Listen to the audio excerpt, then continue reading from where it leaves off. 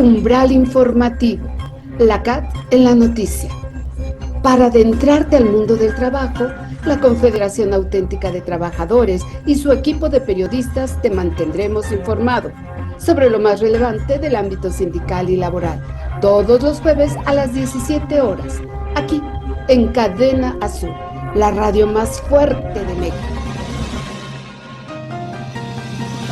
Umbral informativo, la CAT en la noticia. Comenzamos.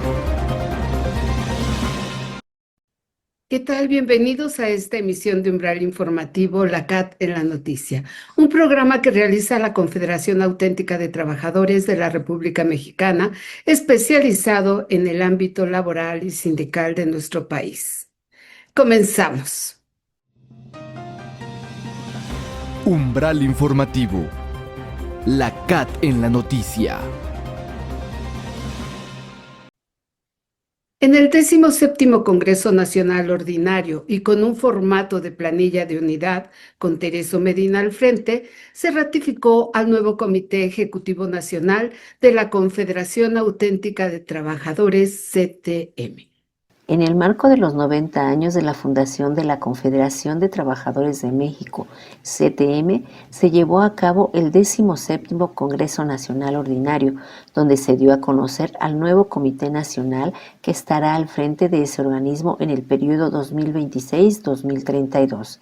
En un ambiente festivo, cientos de CTMistas dieron la bienvenida a quienes se eligieron a través del voto libre, directo y secreto como nuevo secretario general de la CTM, al maestro Tereso Medina Ramírez y su planilla de colaboradores. Los resultados de la votación fueron mencionados por el presidente de la Comisión Electoral Temporal, Marco Antonio Basarte Maya. Organizaciones y los sindicatos con derecho a votar, 103. Votos a favor de la planilla de unidad, 95. Votos en contra de la planilla de unidad, 4. Votos válidos, 99. Votos nulos, 0. Total de votos emitidos, 99. Luego de la toma de protesta del nuevo Comité Nacional, el maestro Tereso Medina Ramírez, en su mensaje, aseguró que llega a la dirigencia CTMista con orgullo, gratitud y compromiso. Orgullo de pertenecer a la casa grande que es nuestra Confederación de Trabajadores de México. Gratitud porque nadie llega solo. Llego con la mano extendida de millones de trabajadoras y trabajadores. Compromiso, compañeras y compañeros, porque esta encomienda la considero como una tarea histórica. Lo digo como lo que soy, obrero de base, con más de 4 décadas caminando junto a las y los trabajadores. Y lo digo como alumno de la vida sindical. Lo digo también porque he sido formado desde origen en las filas de la Confederación de Trabajadores de México. Asimismo, indicó que la CTM es una organización viva de trabajadores comprometidos al fortalecimiento de México. Hoy representamos a más de 4.5 millones de trabajadoras y trabajadores. Detrás de cada trabajador hay una familia y detrás de cada familia una esperanza. Como secretario general, asumo esta responsabilidad con una convicción profunda. Venimos a servir, venimos a transformar realidades, venimos a planear, ordenar y cumplir. Venimos a ejercer un liderazgo serio, cercano y eficaz, porque la CTM honra su pasado, lidera el presente y el futuro del trabajo del país. Desde las filas CTMistas, sentenció Tereso Medina Ramírez, defenderemos al tripartismo que resuelve y que tiene al trabajador en el centro de la mesa. Trabajaremos con 3 ejes fundamentales. El primero, unidad, orden institucional y transparencia. Vamos a ordenar la casa con disciplina, coordinación y respeto a los estatutos. Daremos a la CTM un rostro de transparencia y cercanía para fortalecer la confianza, especialmente con las nuevas generaciones de trabajadores. Segundo eje, bienestar, educación y movilidad social para la familia trabajadora. Promoveremos una jornada, como ya está en marcha, digna de 40 horas, un salario fuerte y el poder adquisitivo del trabajador. Impulsaremos el sistema de salud eficaz, vivienda digna con sentido social y una revisión justa del impuesto sobre la renta, sobre todo en vacaciones, aguinaldo y reparto de utilidades, en las prestaciones del trabajador. Haremos de la educación, la formación y la capacitación herramientas de movilidad social y de defensa inteligente del empleo. Tercer eje, defensa del empleo, proyección internacional y protección de la CTM en la economía global. Protegeremos a las y los trabajadores frente a la automatización, la robótica y la inteligencia artificial, garantizando modernización con derechos. Impulsaremos el Consejo Laboral Plural con representación sectorial y territorial para llevar la voz obrera a la revisión del TEMEC y a los debates globales. Fortaleceremos la presencia internacional de la CTM para defender los empleos con competitividad y que eso nos dé mayor justicia y estabilidad. La clausura del 17º Congreso Nacional Ordinario de la CTM estuvo a cargo del titular de la Secretaría del Trabajo y Previsión Social, licenciado Marat Baruch Bolaños López, quien aseguró que referirse a la CTM es hablar de la historia de México. Es hablar de mujeres, de hombres que han entendido que el crecimiento económico solo tiene sentido cuando se traduce también en bienestar para quienes generan la riqueza, las y los trabajadores. Tenemos que reconocer que esta lucha no ha sido sencilla.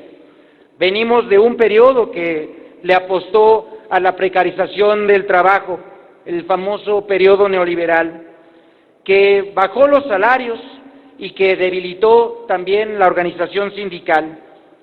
Fueron años en los que este modelo económico dejó de lado la justicia laboral, pero eso cambió. En los últimos años, México ha vivido una auténtica primavera de los derechos laborales, una etapa de transformaciones profundas que durante décadas habían sido postergadas y que hoy son realidad gracias al diálogo social responsable, donde organizaciones como la CTM han tenido un papel fundamental. Cabe informar que el secretario general saliente de la CTM es don Carlos Aceves del Olmo, quien da paso a la nueva dirigencia encabezada por el maestro Tereso Medina Ramírez. Para Umbral Informativo, la CAT en la noticia, Aida Mendoza. Umbral Informativo, la CAT en la noticia. La entrevista. La disminución de la semana laboral de 48 a 40 horas, ¿en qué beneficia a los trabajadores al servicio del Estado? Al respecto nos comenta el secretario general del Sindicato Nacional de Trabajadores de la Secretaría de Infraestructura, Comunicaciones y Transporte, Víctor Bernardo López Carranza. Señor, en este proceso de disminución de la semana laboral, mucho se habla de los trabajadores del apartado A, pero las voces de quienes laboran en el apartado B no se escuchan. Usted, como representante de un sindicato de trabajadores al servicio del Estado, ¿qué nos puede comentar? ¿Cuál es el motivo?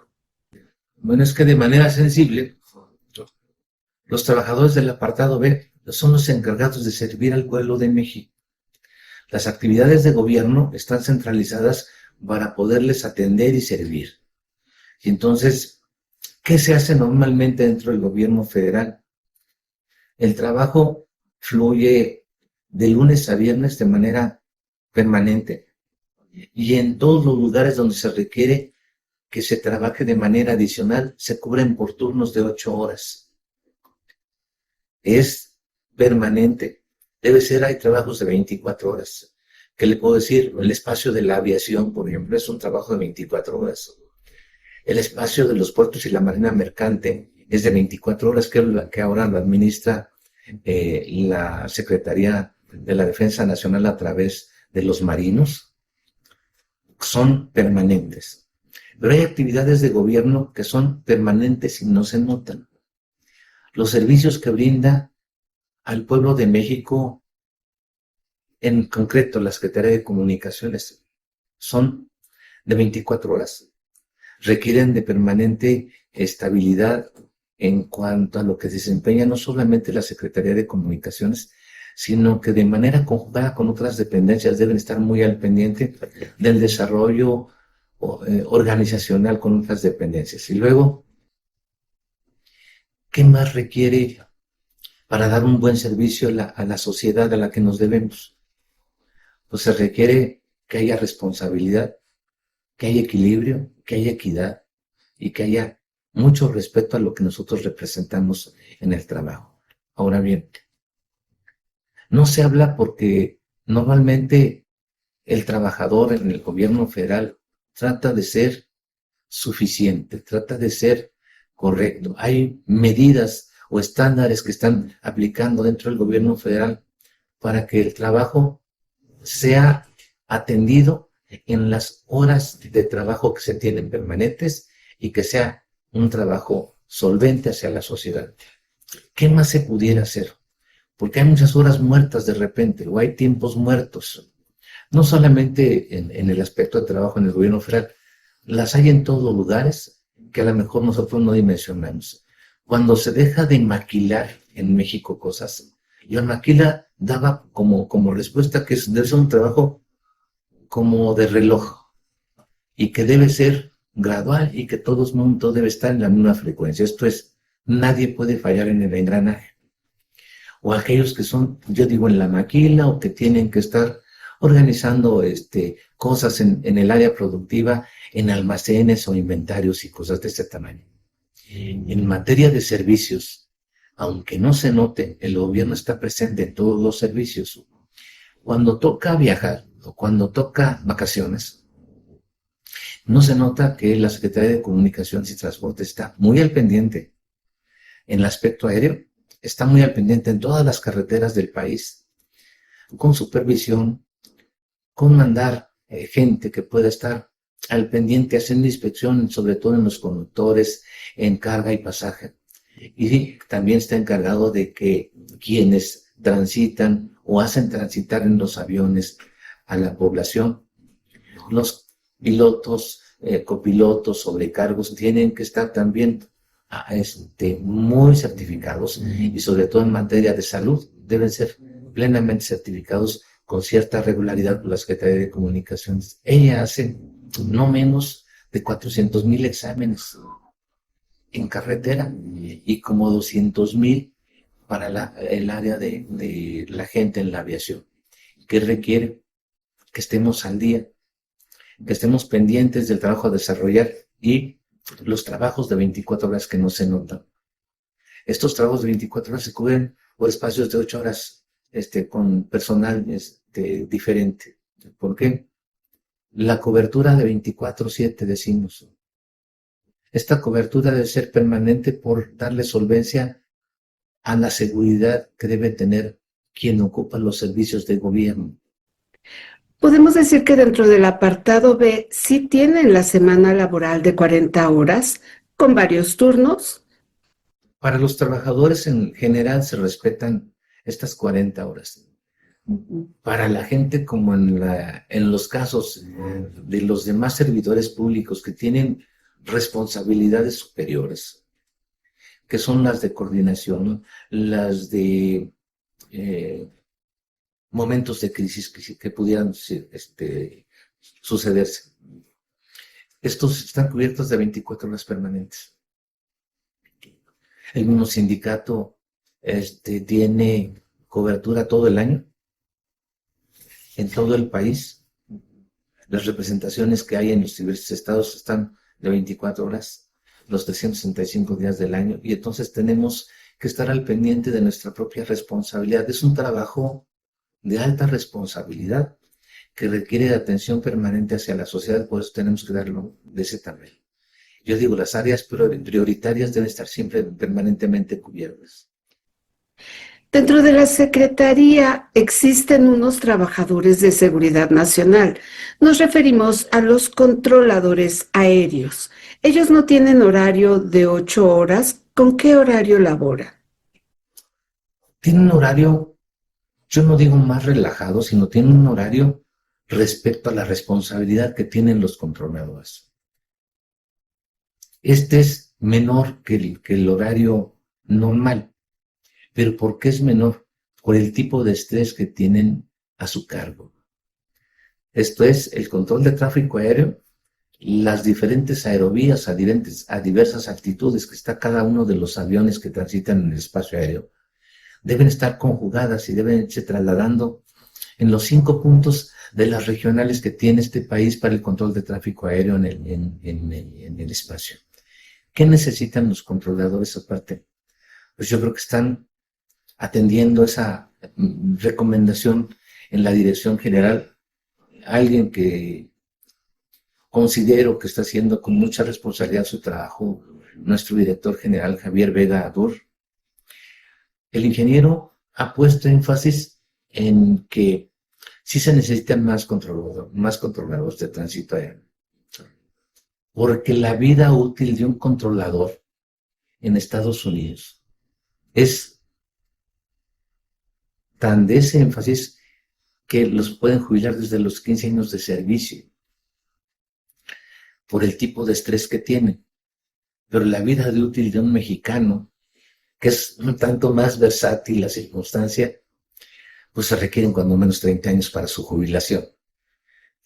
A veces esto pareciera irónico o pareciera un tanto con sarcasmo. Yo le puedo decir, no. Yo creo que merecen mucho respeto el trabajo que realizan. Es de alta responsabilidad. Sí requiere que ingresen más controladores. Sí se requiere porque están llegando a la tercera etapa de la vida laboral, muchos controladores que son los que están con mayor conocimiento y que a veces se jubilan y hay que traerlos porque no hay muchos en la especialidad y se requiere de gente que tenga pleno conocimiento de lo que está pasando dentro, o más bien en las aerovías de este país y que den la fluidez que requiere la aviación.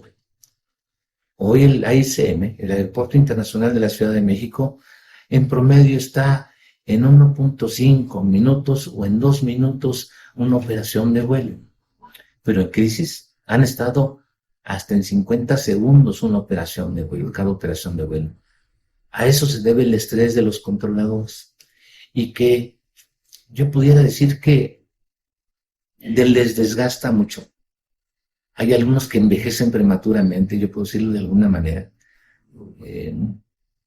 Uno tiene que cuidar de la materia de que les sustenta para estar correctamente desempeñando su función. Y la otra, por un lado es, y por el otro, hablar con la sensatez y con la cordura de que su alta responsabilidad debe ser bien pagada o debe equilibrarse en cuanto a pago. El sindicato, hasta donde le fue posible, que hicimos un congreso a nivel internacional en 2003, que vinieron 118 países, se concretó en tratar de ayudar a los controladores para que percibieran un mejor salario. Al momento consideramos que tiene un salario adecuado para la responsabilidad, que siempre será insuficiente porque cada vez que uno recibe más, quisiera un poco más. Pero ¿qué puedo decirle? Que tenemos gente muy respetable y muy responsable. Y que si algo ha acontecido dentro del CENIAM, del espacio aéreo mexicano, es que la armonización que ha guardado el personal de ingeniería, de meteorología, el personal de servicios, los de despacho, el personal administrativo y los controladores de tránsito aéreo, que dependen de toda esta estructura para su funcionamiento. Técnicamente, ellos son los responsables, todos los anteriores, para que el controlador de tránsito aéreo pueda funcionar de manera adecuada. Por ello siempre digo que es una dirección de alta especialidad que requiere de personal calificado y que seguramente cuando está armonizado hay un buen trabajo y una buena aceptación en la sociedad para ellos. Líder, ¿qué va a pasar con el déficit de controladores aéreos ahora que se acaba de modificar la ley del ISSSTE, donde se está disminuyendo la edad para jubilarse? ¿Pudieran entrar en una crisis? Pues mire, yo creo que pasaríamos al grupo de los jubilados, que este es un grupo que de repente se vuelve inoperante, ocioso. Cuando termina la materia laboral, un trabajador en la dependencia y que ya se quiere jubilar, piensa primero en el espacio de darse unas vacaciones. Seguramente las atiende porque ya le hacían falta, ¿no? Pero pasa un mes y empiezan los procesos de readaptación donde no cabe uno en la casa, donde nos volvemos especialistas de descomponer todo y que queremos ya regresar mejor al trabajo. ¿Por qué? Porque acostumbrados a un cierto tipo de estrés, cualquier trabajador de repente llega como a un oasis, donde ya no hay más que hacer. Entonces, seguramente acabamos con la televisión y acabamos con los deportes y acabamos por estar buscando en qué ocuparnos, ¿sí? Y mejor queremos regresar al trabajo. El mexicano tiene otra disposición para las cosas en el trabajo.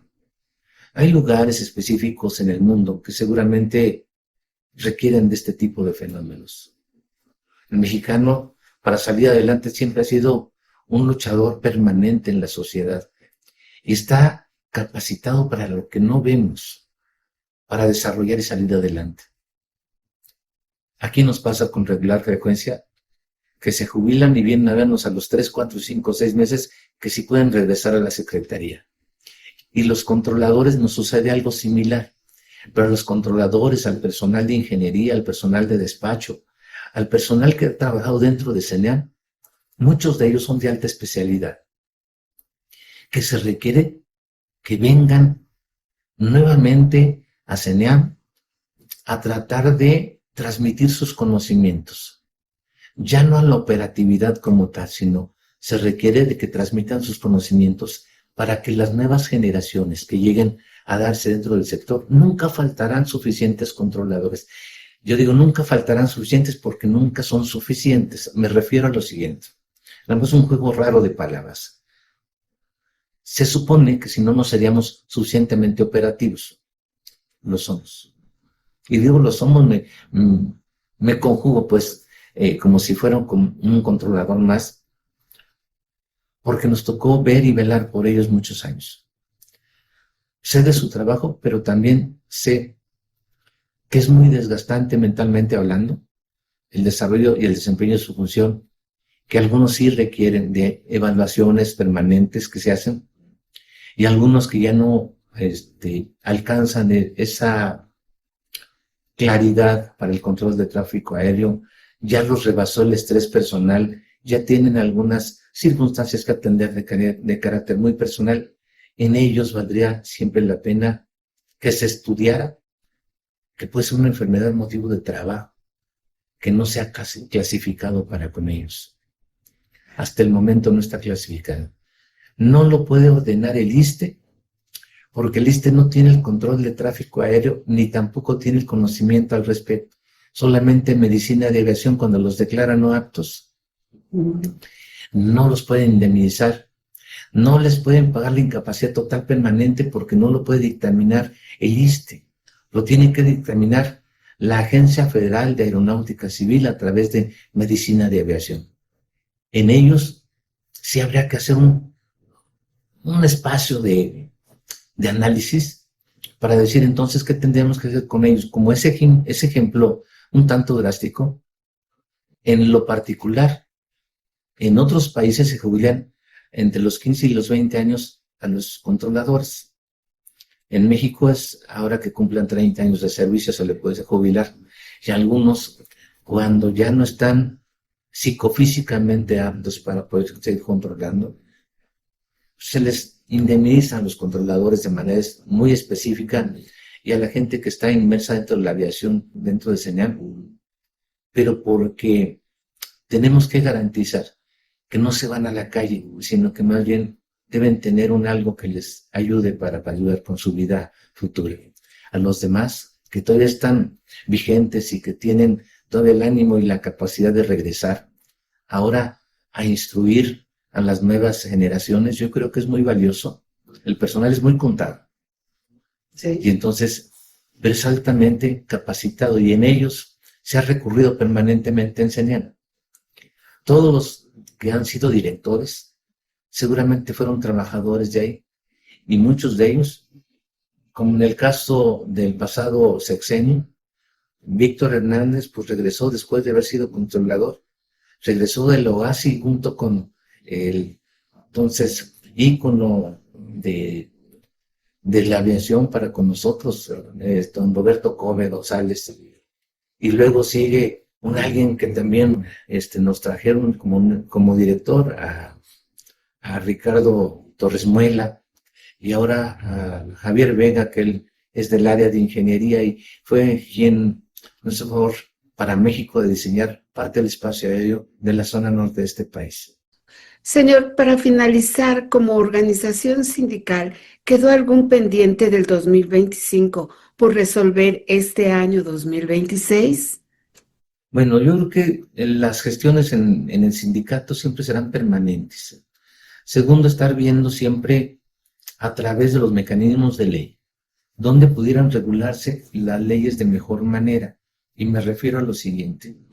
Quizás tenemos algunos espacios que no se han podido consolidar, como este que cité, el caso de los controladores.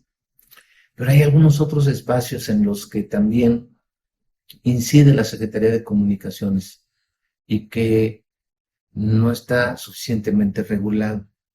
En eso estamos insistiendo con el titular de Administración y Finanzas de la Secretaría y con la Dirección General de Recursos Humanos para el beneficio de los trabajadores.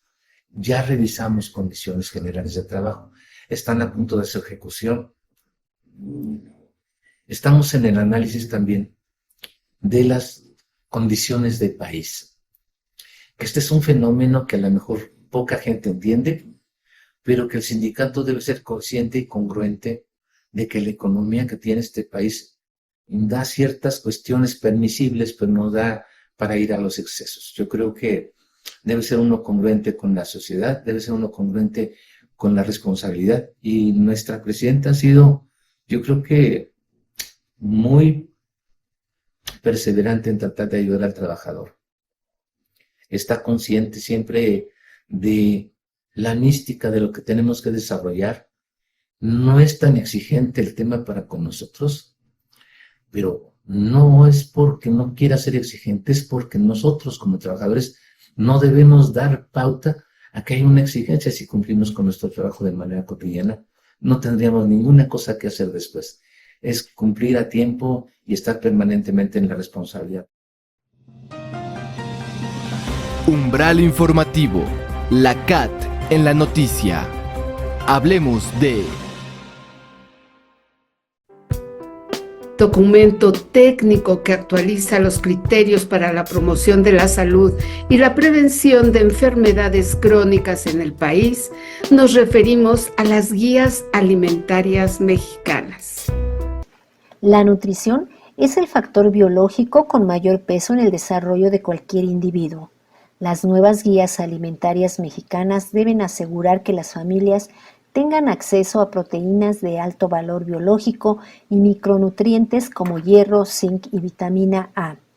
Las guías alimentarias 2025-2030 establecen que el patrón alimenticio debe aumentar el consumo de leguminosas, cereales integrales y verduras de temporada, reduciendo la ingesta de carnes rojas a un máximo de 2 porciones por semana. Un componente central de las guías es el análisis del daño metabólico por el consumo de productos ultraprocesados ya degradados y con alta concentración de aditivos que alteran la microbiota intestinal y el eje intestino-cerebro.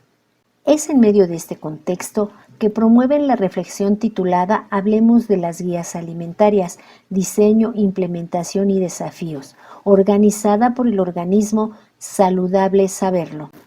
Al respecto, Ana Larrañaga, investigadora de salud alimentaria del Poder del Consumidor, aseguró que el diseño de las guías deben responder al objetivo que se han planteado.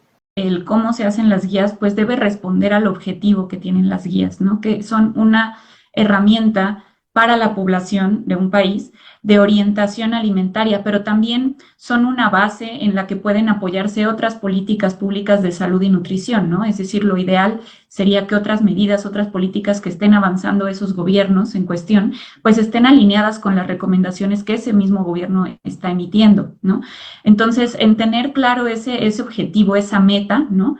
De promoción de la salud que tienen las guías alimentarias, pues también se da mucho el cómo se desarrollan, ¿no? Que es obviamente haciendo una revisión extensiva de la evidencia científica libre de conflictos de interés más reciente, pero también de los patrones de consumo y de las problemáticas de nutrición a nivel local o a nivel de ese país, ¿no?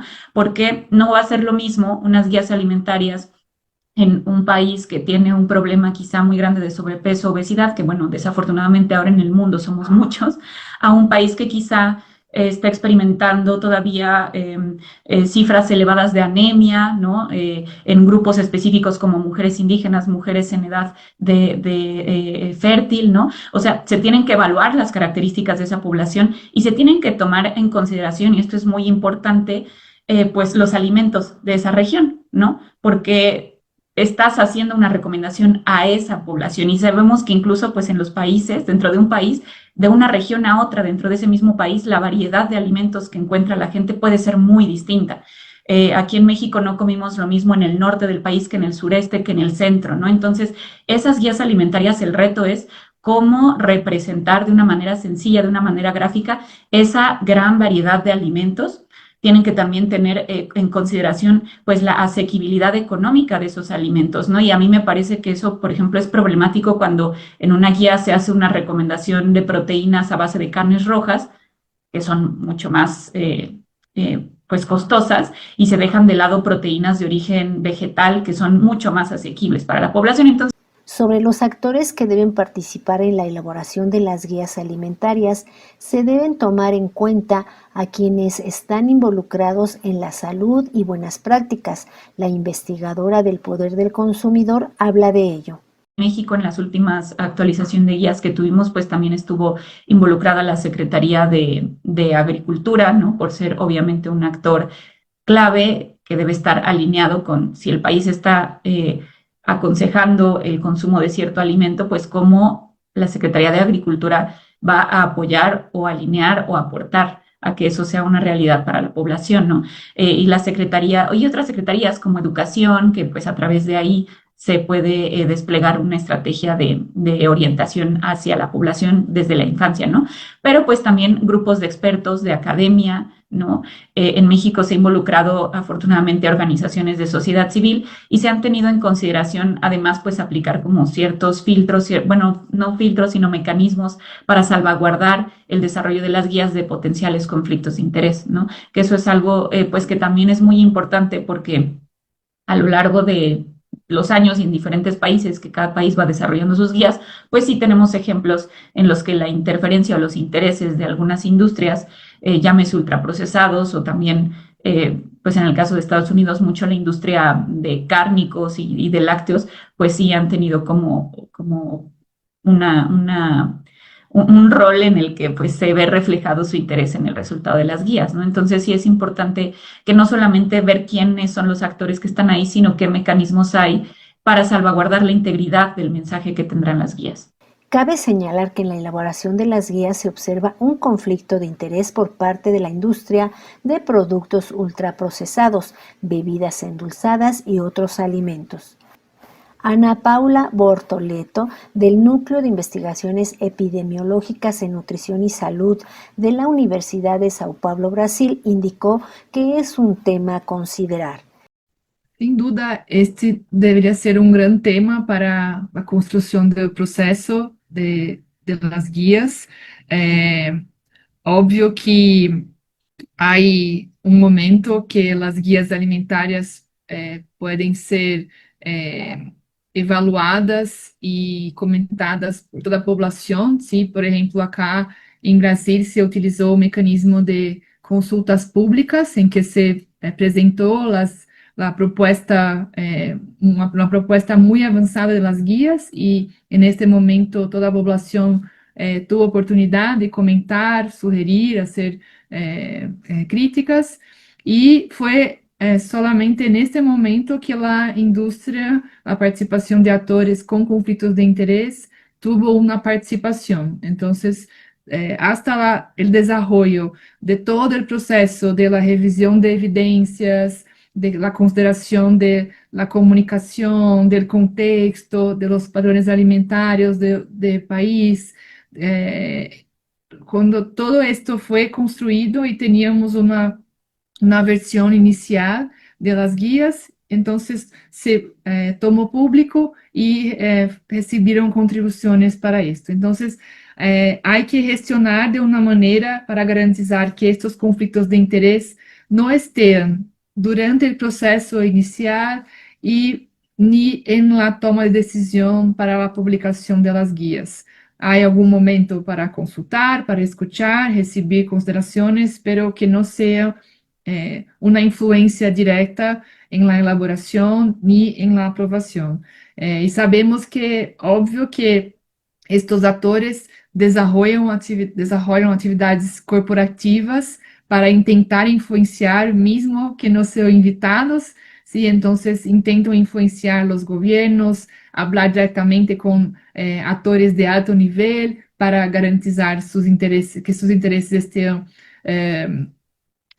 influenciando, pero para esto también es muy importante tener una voluntad política, un alineamiento político entre los diferentes actores de gobierno para garantizar que estas influencias externas de incidencia directa no lleven a cabo o que no tengan una influencia grande para la publicación de las guías. ¿Sobre qué criterios deberían pesar más en la elaboración de las guías? La nueva evidencia científica o el cambio de los patrones alimenticios, la investigadora brasileña indica que ambos son importantes. A mí me parece que son dos criterios importantes, sí, porque sin considerar los patrones alimentarios se queda difícil tener una evaluación del contexto, de qué tipo de recomendación va a ser más relevante para el país, y obvio que las evidencias científicas son esenciales. Es importante decir que esta toma de decisión de cuándo actualizar, yo creo que es una decisión también importante y quizá no necesariamente debe tener un periodo de tiempo específico para hacer, como hace Estados Unidos. Por ejemplo, acá en Brasil, nuestra guía alimentaria tiene más de 10 años, fue publicada en 2014 y aún no fue actualizada. Por lo contrario, tenemos más y más evidencias que confirman que son guías alimentarias muy actuales. Entonces, no necesariamente actualizar significa que necesita de una revisión, que hay que evaluar con mucho cuidado, incluso políticamente. Acá en Brasil, por ejemplo, hubo una tentativa de cambiar las guías por parte de la industria.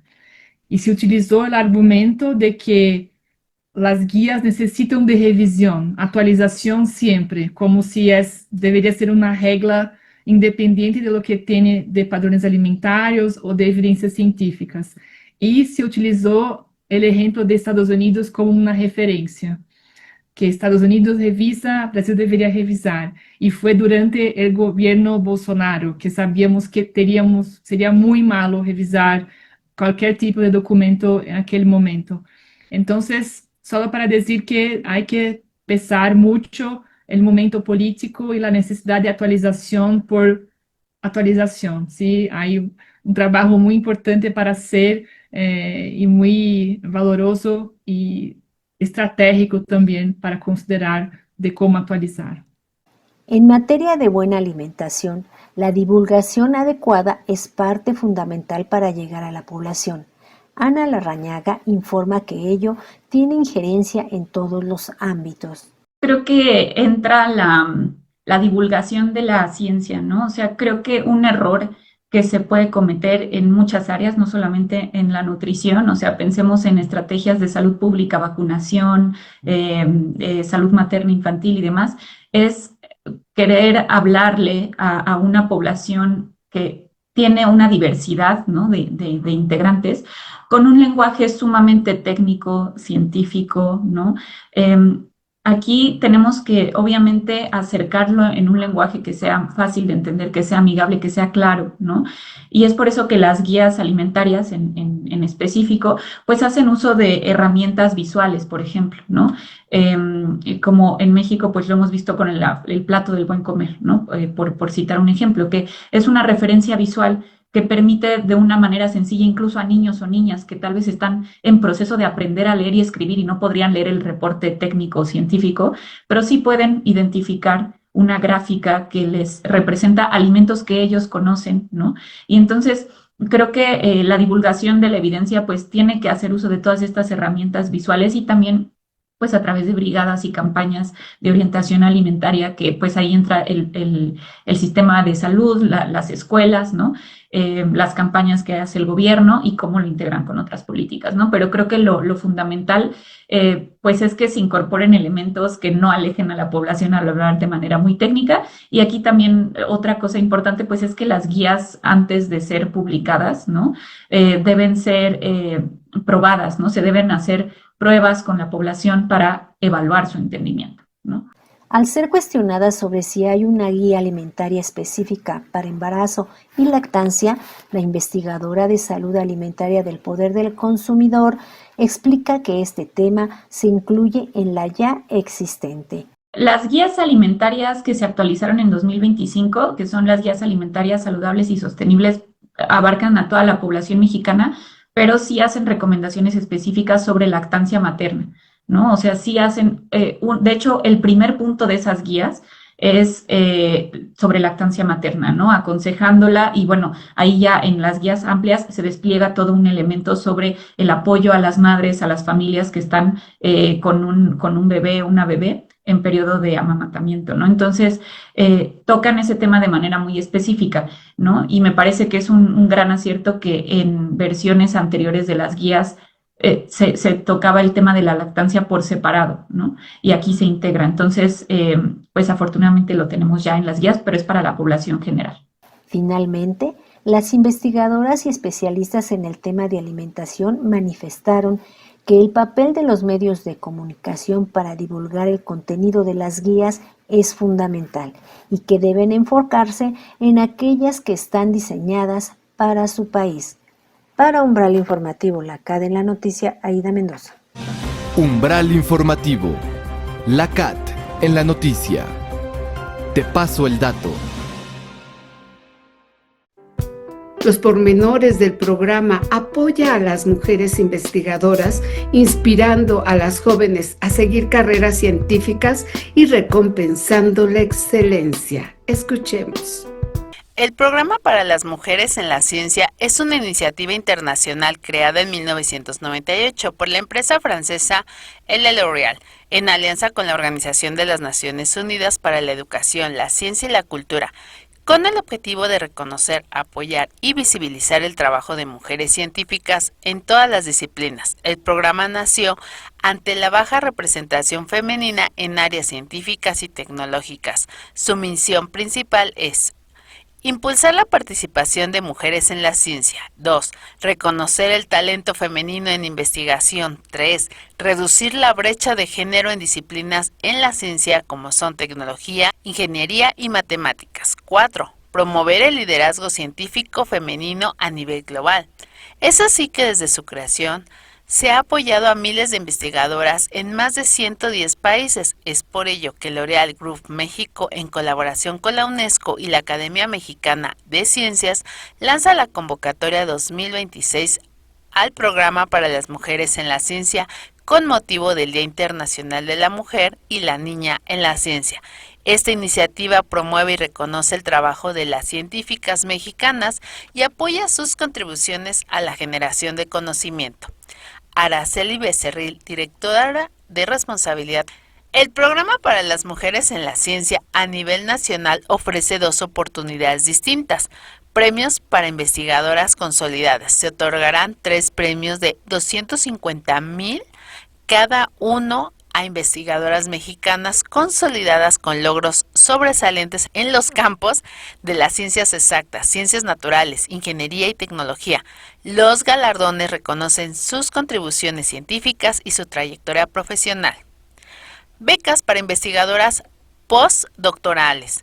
Se otorgarán 5 becas de 160,000 pesos cada una a jóvenes científicas mexicanas que realicen investigaciones postdoctorales en los campos científicos mencionados. Las becas tienen como objetivo apoyar sus procesos de investigación y contribuir al desarrollo del conocimiento.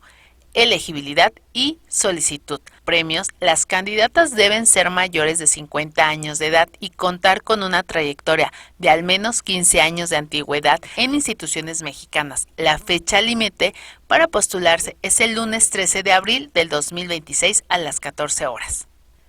Las candidatas deben haber obtenido el grado de doctora en los últimos 5 años y no haber cumplido 40 años de edad al 1 de mayo del 2026. La fecha límite para postularse es el lunes 13 de abril del 2026 a las 14 horas. Los requisitos y las instrucciones para presentar postulaciones están disponibles en los sitios web de la UNESCO. México es unesco.org/Field of Face /México y de la Academia de las Ciencias en www.amc.mx. Para el registro directo se han habilitado los sitios www.amc.mx/Premio L'Oreal AMC 2026 y www.amc.mx/Beca L'Oreal 2026. Finalmente, el programa cumple 20 años en México y a nivel mundial para las mujeres en la ciencia, que ha reconocido y fortalecido la trayectoria de 116 científicas mexicanas del 2007 al 2025. Con información de Aiza Argumedo. Umbral informativo. La CAT en la noticia. Resiliencia sindical. La capacitación de mujeres sindicalistas en el marco del Día Internacional de la Mujer, que es el próximo 8 de marzo, se enfoca en fortalecer el liderazgo femenino, la negociación colectiva y la igualdad de género dentro de las organizaciones laborales. La capacitación a mujeres sindicalistas es un pilar fundamental para el fortalecimiento de la democracia interna de los sindicatos, la igualdad de género y la defensa efectiva de los derechos laborales. Señaló lo anterior Ami Elizabeth Fernández Martínez, secretaria de Acción Femenil del Sindicato Nacional de Trabajadores Permisionarios del Autotransporte, Similares y Conexos de la República Mexicana, CTM. Pues es importante porque nos vamos capacitando para fortalecer a nuestros agremiados, darles el apoyo constante y cotidiano a cada uno de nuestros trabajadores. Ami Elizabeth resaltó que la capacitación es indispensable para superar retos laborales históricos como la brecha salarial, la discriminación y la violencia. Además, dijo que la participación activa de mujeres capacitadas en los sindicatos mejora la representación, garantizando que temas claves como la igualdad salarial, licencias de maternidad y acoso en el trabajo se integren en la negociación colectiva. Bueno, pues obviamente aplicaremos esto para darle orientación y seguimiento a cualquier problemática y situación en los trabajadores. Por supuesto, tanto en el tema transportista, que es a lo que dedicamos, permisionarios y transportistas, como con las mujeres, que es un tema sumamente importante. Cabe resaltar que la intención de los cursos de capacitación que imparte la Federación CITRAM y el conocer a las lideresas sindicales tienen la necesidad de incluir formación en igualdad para el conjunto de las organizaciones sindicales y en particular para el liderazgo de las mujeres. Hay que remarcar que entre más mujeres líderes sindicales se capaciten, conllevará a más afiliación de mujeres, más derechos laborales para las trabajadoras, más presencia de medidas de igualdad en la negociación colectiva y más avance en igualdad para el conjunto de la sociedad. Agradecerle infinitamente la oportunidad que nos da de podernos capacitar y poder acercar todas estas capacitaciones a la gente. Mejores condiciones de trabajo, no solamente para uno, sino para los trabajadores. La capacitación no es solo un derecho, sino un compromiso necesario para transformar la cultura sindical y garantizar la igualdad en los espacios de trabajo.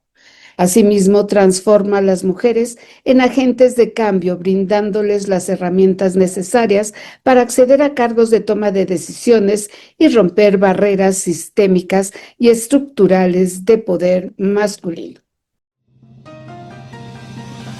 Umbral informativo. La CAT en la noticia.